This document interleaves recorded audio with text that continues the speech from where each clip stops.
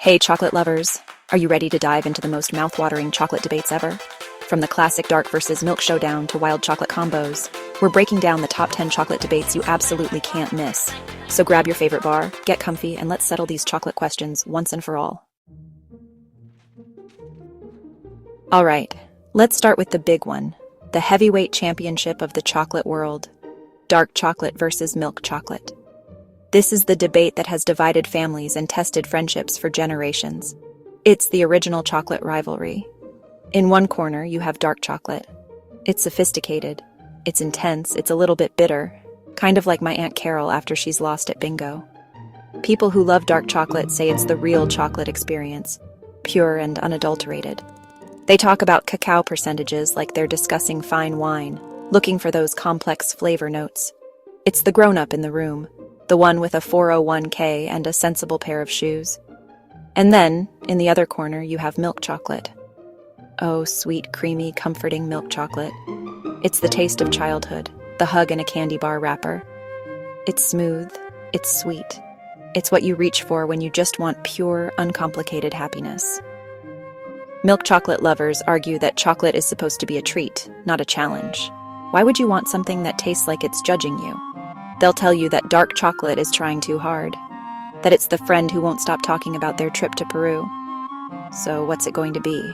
The bold, complex flavor of dark, or the sweet, creamy nostalgia of milk? The lines are drawn.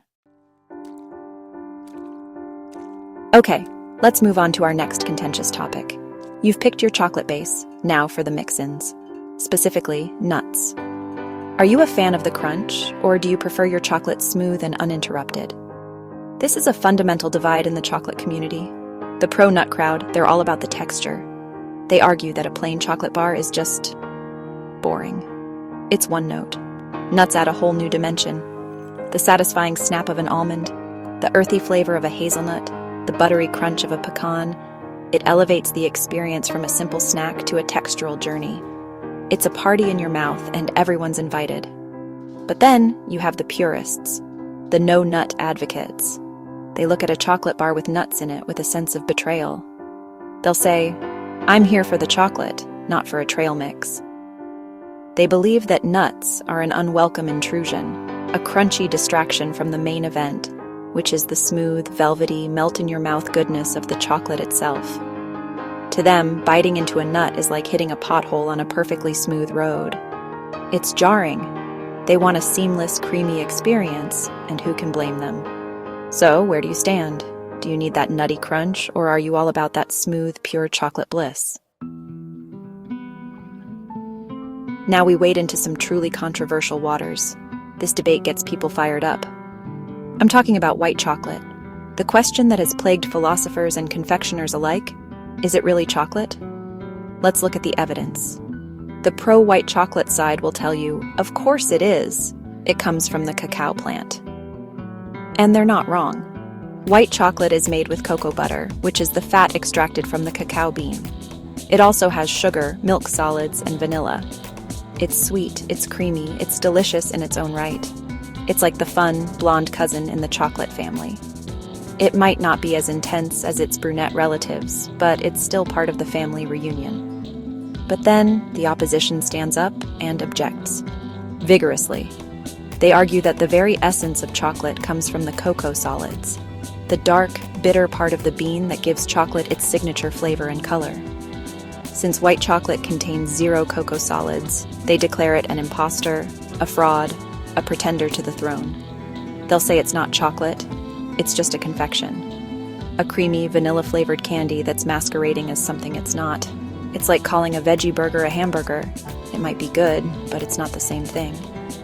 So what's the verdict? Is white chocolate a legitimate member of the chocolate family?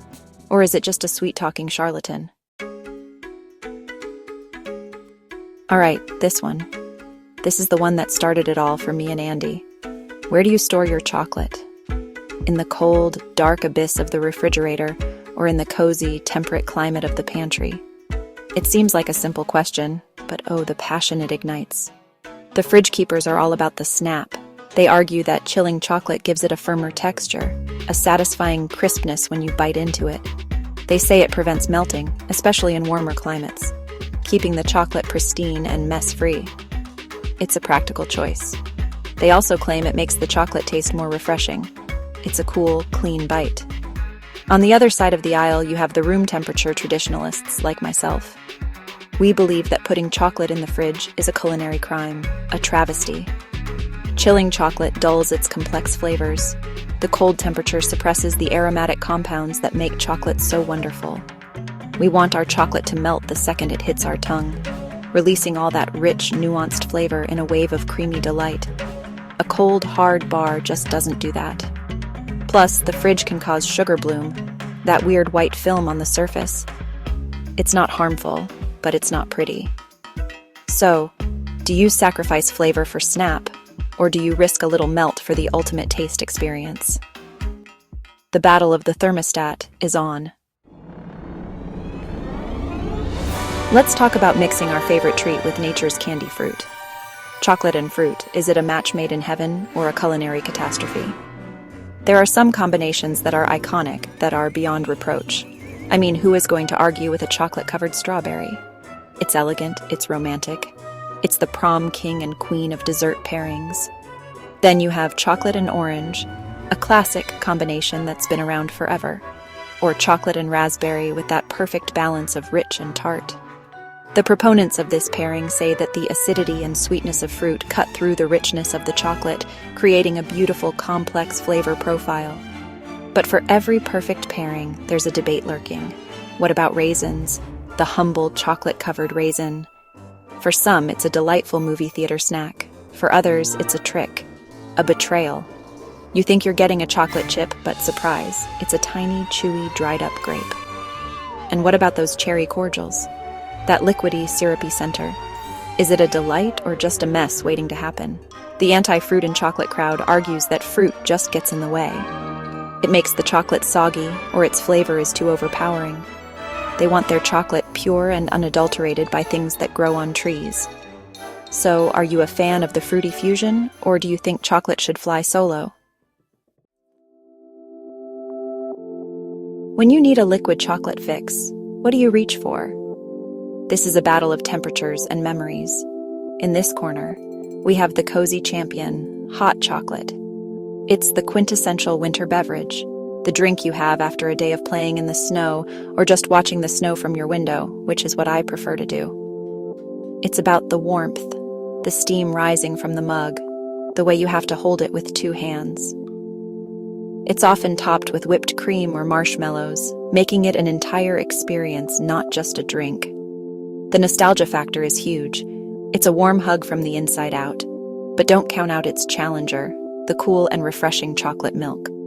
It's the ultimate after-school snack, the reward for a long day. It's simple, it's straightforward, and it's undeniably delicious. There's no waiting for it to cool down. You just grab it from the fridge and go. Chocolate milk advocates will say it's more versatile. You can have it any time of year, not just when it's cold. It's the quick, easy, no-fuss way to get that chocolate and milk combination we all love. It's the drink of champions. Or at least, the drink of kids who just finished soccer practice. So which liquid comfort do you choose? The warm, nostalgic hug of hot chocolate, or the cool, refreshing simplicity of chocolate milk? Let's head to the bakery for our next debate. If you're faced with a dessert menu and you see these two options, which one do you pick? Chocolate cake versus brownies. They might seem similar, but they are worlds apart in the hearts and minds of dessert lovers. Let's start with the classic, the birthday party staple chocolate cake. It's light, it's fluffy, it's a celebration on a plate. It's all about the layers, the tender crumb of the cake itself, the sweet, creamy frosting, maybe some sprinkles.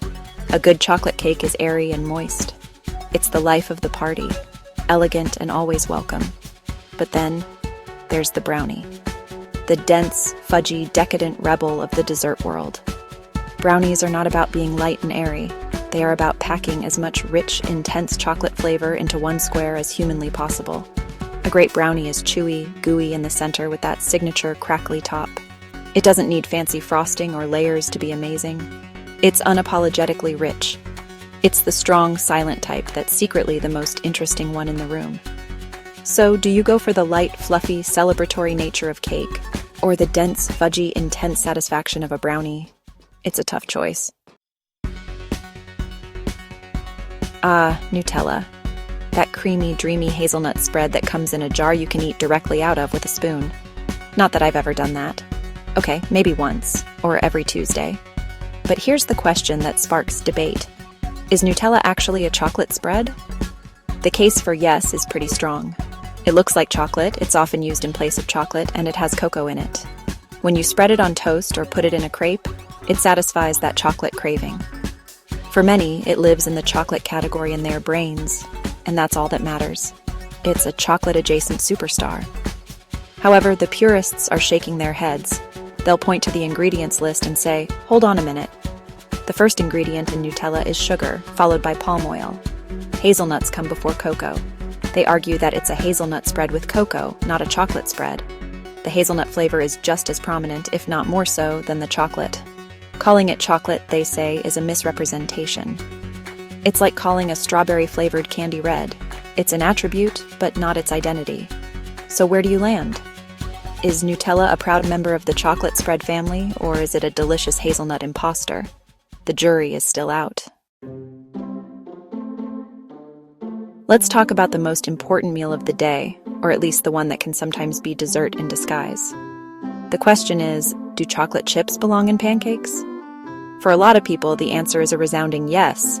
It's a special occasion breakfast, a weekend treat. It turns a regular pancake into something decadent and exciting. Those little pockets of melted, gooey chocolate in a warm, fluffy pancake. It's pure joy. It's like finding buried treasure, but the treasure is chocolate and you get to eat it for breakfast.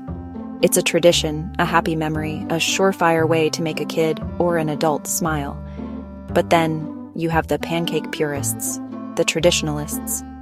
They believe that pancakes are meant to be a vehicle for other toppings, like maple syrup, fruit, or butter.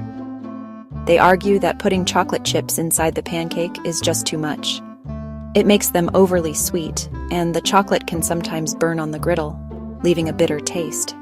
They'll say, if you want chocolate, just put some chocolate sauce on top. They see it as an unnecessary addition that disrupts the simple perfection of a golden brown pancake. So, are you all for a chocolate-studded pancake stack, or do you prefer to keep your breakfast classic and your chocolate on the side? If you loved this chocolate debate, don't forget to hit that like button. Subscribe for more delicious discussions and share your favorite chocolate debate in the comments below. We can't wait to hear where you stand.